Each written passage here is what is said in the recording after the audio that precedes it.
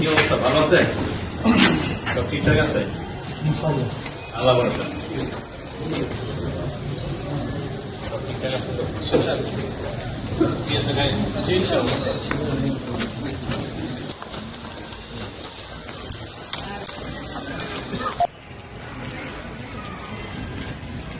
আমার কথা একটাই যে ভোট দিতে যাব, অর্থাৎ একটা ঐতিহাসিক ইলেকশন হতে যাচ্ছে।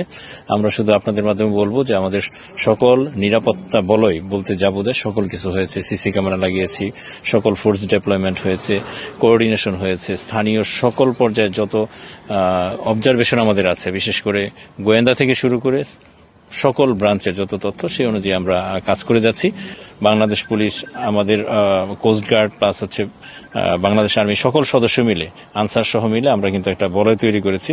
প্রত্যেকটা কেন্দ্রে কোস্টগার্ডের কিন্তু এক্সট্রা একটা টিম 6 জন করে ওখানে রেডি থাকবে। কাজে আমরা দুর্গম বলবো, ঝুঁকিপূর্ণ বলবো না। এবং ইতিহাস, এই অঞ্চলের ইতিহাস হচ্ছে ইলেকশনে সকলের একটা উৎসব মুখর পার্টিসিপেশন।